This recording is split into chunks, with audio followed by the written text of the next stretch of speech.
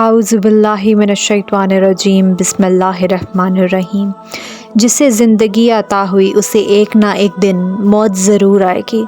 اور جسے عروج ملا وہ ایک دن زوال کا منہ ضرور دیکھے گا، اور جو پیدا ہوا وہ ایک دن فنا ضرور ہو جائے گا۔ اللہ تبارک و تعالیٰ نے قرآن پاک میں ارشاد فرمایا، وہ موت جس سے تم لوگ بھاگتے ہو ایک نہ ایک دن تم لوگ ضرور اس سے ملاقات کرو گے۔ پیارے ساتھیوں، یہ ایک ناقابل تردید حقیقت ہے کہ انسان اپنی مشکل حالات میں اپنے پیارے دوستوں کو ضرور پکارتا ہے۔ لہٰذا ہم میں سے ہر شخص اپنی اپنی موت کے وقت اپنے ان 3 دوستوں کو ضرور دیکھے گا اور وہ جان لے گا کہ کون سا دوست زیادہ وفادار تھا۔ آج کی اس ویڈیو کے اندر ہم آپ کو یہ بتائیں گے کہ مرنے والوں کے 3 دوست کون ہوتے ہیں، اور قرآن و حدیث کی روشنی میں ان کے اوپر ذکر کریں گے، اور آپ کو یہ بھی بتائیں گے کہ دنیا کے دوست قیامت کے دن آپ سے کس طرح سے دشمنی اختیار کر لیں گے اور منہ موڑ لیں گے، اور حضور اکرم صلی اللہ علیہ وآلہ وسلم نے دوستی کرنے کے بارے میں کیا حکم ارشاد فرمایا تھا، اور کن لوگوں کی دوستیاں قیامت والے دن بھی قائم ہوں گی جبکہ لوگ ایک دوسرے کے دشمن ہو چکے ہوں گے۔ پیارے دوستوں، ہم میں سے شاید ہی کوئی ایسا شخص دنیا میں موجود ہو جس کا کوئی نہ کوئی دوست نہ ہو۔ ناظرین گرامی، ہر شخص کا کوئی نہ کوئی دوست ضرور ہوتا ہے،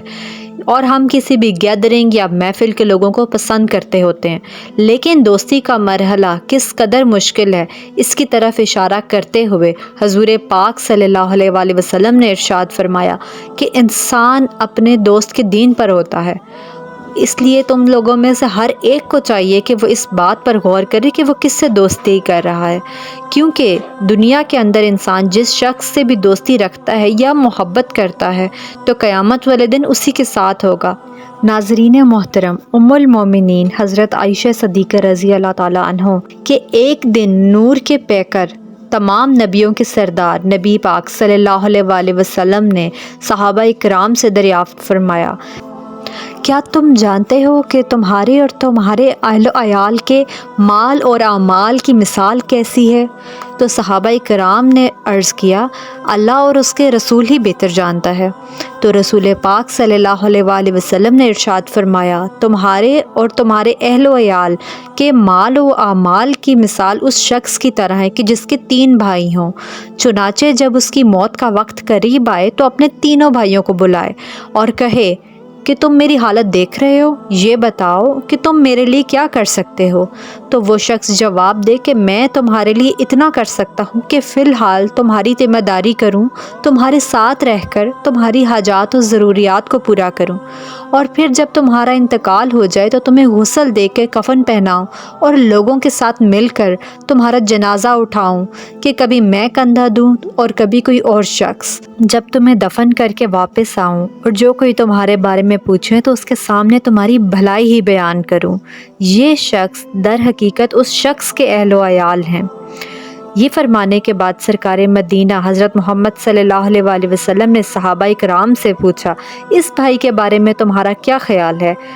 تو انہوں نے عرض کی کہ یا رسول اللہ صلی اللہ علیہ وآلہ وسلم، ہم اس میں کوئی بھلائی نہیں پاتے۔ تو آپ صلی اللہ علیہ وآلہ وسلم نے فرمایا اور اپنے کلام کو مزید جاری رکھتے ہوئے فرمایا، اور پھر وہ اپنے دوسرے بھائی سے کہے کہ تم بھی میری حالت دیکھ رہے ہو، اس وقت تم میرے لیے کیا کر سکتے ہو؟ تو وہ جواب میں کہے کہ میں اس وقت تک تمہارا ساتھ دوں گا جب تک تم زندہ ہو،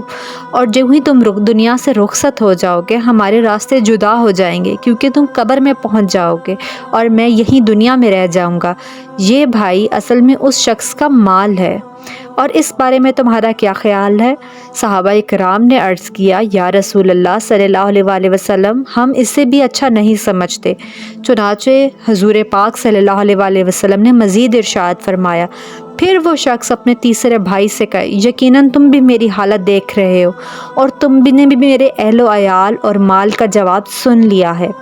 اب بتاؤ کہ تم میرے لیے اس وقت کیا کر سکتے ہو؟ تو وہ اسے تسلی دیتے وقت کہتا ہے کہ میرے بھائی، میں تو قبر میں بھی تمہارے ساتھ رہوں گا اور تمہیں وحشت سے بچاؤں گا، اور جب یوم حساب آئے گا تو میں تیرے میزان میں بیٹھ جاؤں گا اور اس کا وزن بھی زیادہ کروں گا۔ یہ اس کا عمل ہے، اس کے بارے میں تم کیا خیال کرتے ہو؟ تو صحابہ کرام نے عرض کیا، یا رسول اللہ، یہ تو بہت اچھا دوست ہے۔ تو رسول پاک صلی اللہ علیہ وسلم نے ارشاد فرمایا کہ تمہاری دنیا کے دوستوں کی یہی مثال ہے۔ پیارے دوستوں، اس حدیث پاک سے یہ بات ثابت ہوتی ہے کہ مردے کے سب سے زیادہ کام آنے والا اور اس کے ساتھ مخلصانہ دوستی رکھنے والا اس کا نیک عمل ہے، جو کہ دنیا کے اندر بھی اس کے ساتھ رہتا ہے اور اس کے ساتھ قبر میں بھی جائے گا اور حشر کے دن بھی اس کے کام آئے گا۔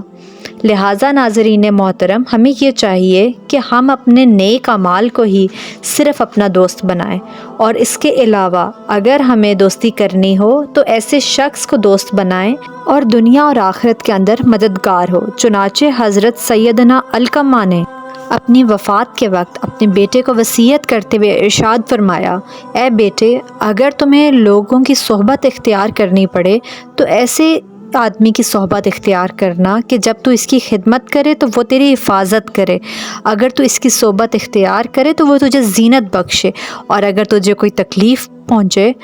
تو وہ تجھے برداشت کرے، اور ایسے شخص کی صحبت اختیار کر کہ جب تو بھلائی کی طرف اپنی ہاتھ پھیلائے تو وہ بھی اسے پھیلا دے، اور اگر تم میں کوئی اچھائی ہو تو وہ اسے شمار کرے، اور اگر برائی دیکھے تو اسے درست کرے۔ تو اس شخص کی صحبت اختیار کر کہ جب تو اسے مانگے تو وہ تجھے دے دے، اور اگر تو خاموش رہے تو وہ خود بخود تجھے عطا کر دے، اور اگر تجھ پر کوئی مصیبت نازل ہو تو وہ تمہاری غم خواری کرے، اور ایسے شخص کی صحبت اختیار کرو کہ جب تم بات کرو تو وہ تمہاری بات کا شمار کرے،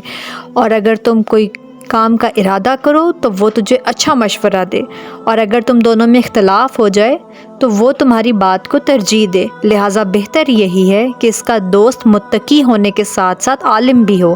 تاکہ وہ اس کے علم سے نفع اٹھا سکے۔ سیدنا لقمان رضی اللہ تعالیٰ عنہ فرماتے ہیں، اے بیٹے، علماء کے ساتھ بیٹھ اور ان کے گھٹنے کے ساتھ اپنے گھٹنے ملا دے، کیونکہ دل حکمت کی باتوں سے اس طرح سے زندہ ہوتا ہے جیسے ایک مردہ زمین موسلا دھار بارش سے زندہ ہو جاتی ہے۔